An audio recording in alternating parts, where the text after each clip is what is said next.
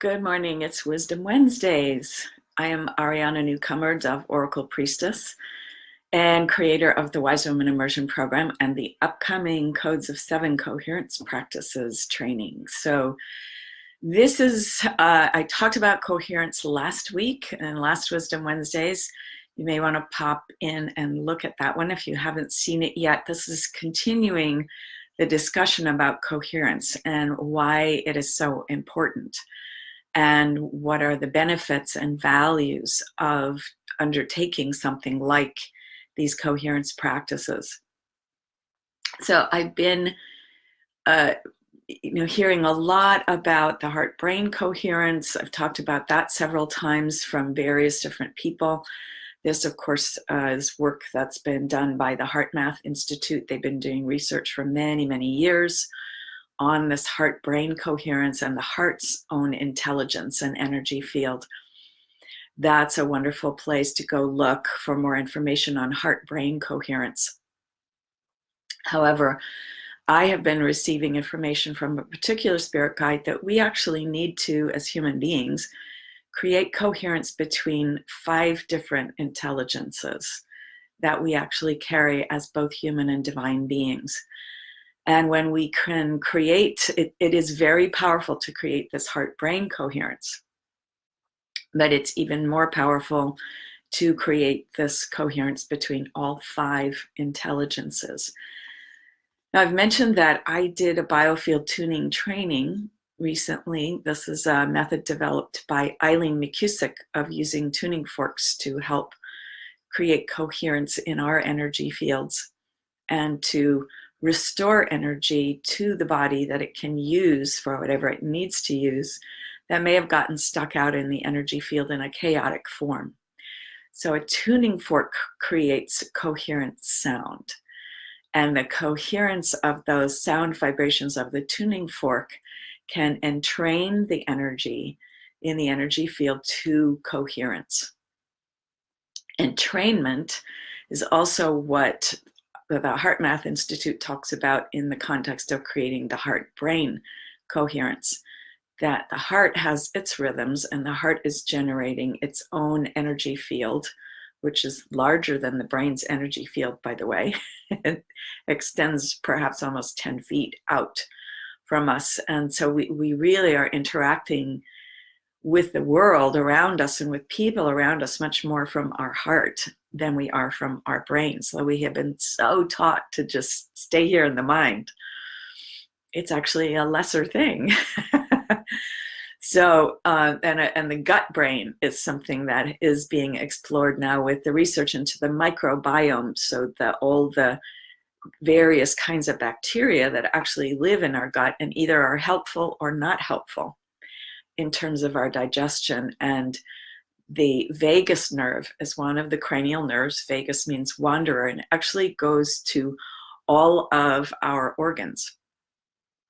And it has more pathways that send information to the brain than receive from the brain. And the same is true of the heart. More information goes from the heart to the brain than comes from the brain to the heart. And in the gut, we have this area down below. As a dancer, it was always called our center. This is the place where you want to really be in your center so that you can do all those marvelous things, allowing the body to just, the legs to fly up, the arms to fly around, the body to spin and turn and roll and get up, and still maintain that core of balance, that center. In several ancient cultures, this was taught in Oriental cultures as either the Dantian or the Hara, and there probably are other names for this, but it's well known in the martial arts traditions also, and in Tai Chi, Qigong, that this is also a center of power for us. And it's also where the Wound Chakra is. And the Wound Chakra is actually a chakra. the teachings about the Wound Chakra, the Holy Wound Chakra, have been kind of hidden for a very, very long time, but they are just being brought back. And there are various different trainings, and some of the indigenous cultures in South America and Peru, for instance, have held on to these teachings for many years. And then there's another teaching that has come out of ancient India that was brought to the US by Sri Kaleshwar. And there is an ashram that is carrying forward his teachings up in Northern California on the Holy Wound Chakra. And I've been receiving really, really interesting information about this. The Wound Chakra for women, Sri Kaleshwar teaches that men can connect to the Holy Wound Chakra, which he says is a representation or a hologram of the Holy Wound Chakra of all creation, of Mother Divine. So a woman's Wound Chakra is a hologram of the Holy Wound Chakra of all creation. And men can connect to this Holy Wound Chakra through their mother's womb, in which they spent time when they were inside of their mom, or through a woman that they love very purely. But I'm receiving information that this idea of the Dantian, or the Hara, is also applicable for men to be able to harness and use and develop the energy. And there's an interesting piece in some of the trainings about chakras. Usually we have the 7 chakra system. So the root, the second or sacral, the third at the solar plexus, the heart, the throat, the 5th, the third eye, the 6th, and the crown, the 7th. And there actually are many other chakras, and the womb chakra is one of them. And I have found it incredibly important and powerful for me as I have been developing my womb chakra and working with the coherence practices that I've been given that further activate and strengthen this womb chakra so that it can be used actually for healing. But there's some people teach that there's a sort of a line in between the 2nd and 3rd chakras. So first is at the root, the very base of the pelvis. 2nd is the level of the sacrum. And then there's a kind of a block in some ways in between the 2nd and 3rd, which is at the solar plexus, right under at the center in the front of below our ribs.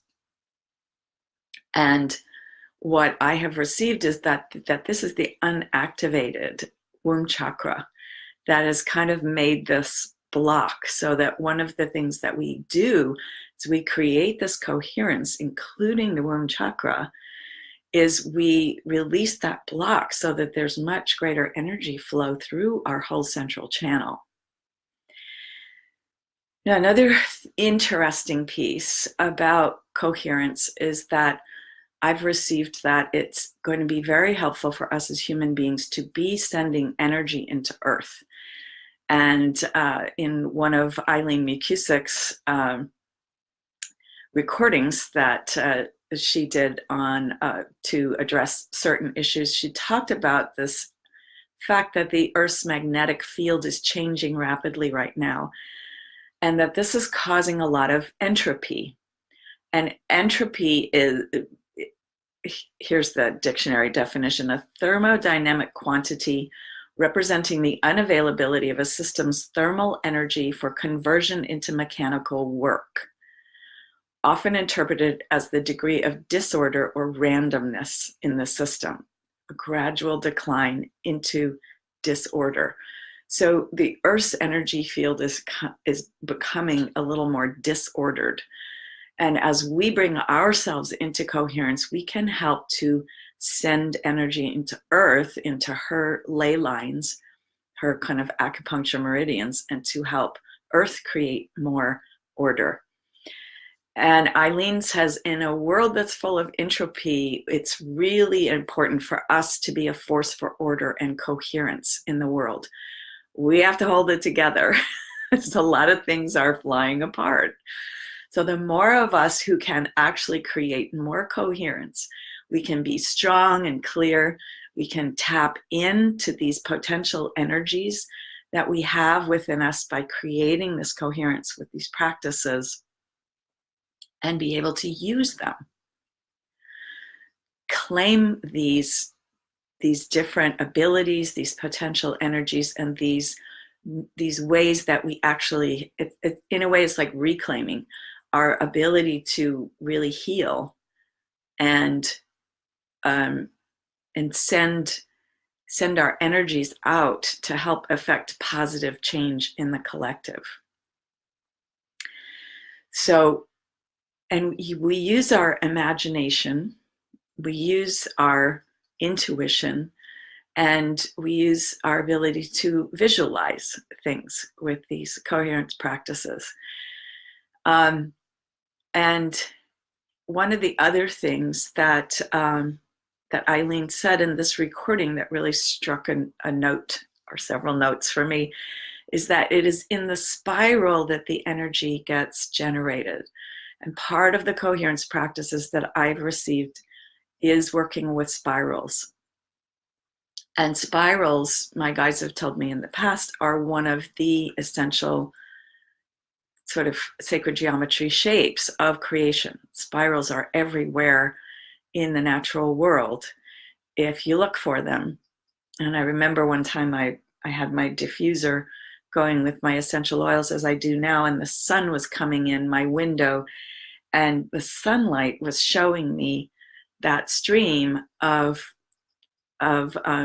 moisture with essential oils in it coming up from the diffuser, and there were spirals in it. It was really, really interesting. So spirals are everywhere, and spirals are really important for us to connect with. And that's the energy in a spiral can move in, and then it can come back out again. And then it goes back in again. And then it goes back out again. And our wisdom journey is a spiral. So if you get to a place in your wisdom journey and you're thinking, oh gosh, I've got the same issue coming up again. Why is this up again? I thought I had fixed this. I thought I had healed this. I thought I was done with this. It's a spiral. We're on another level of the wisdom journey. It might be the same issue, but we're not at the same level with it. So spirals can be going up and down, and they can be going out and in, and they can also be kind of tilt-a-whirl like this. So using spirals and this idea and this sort of sacred geometry of spirals is also a very important piece of these coherence practices.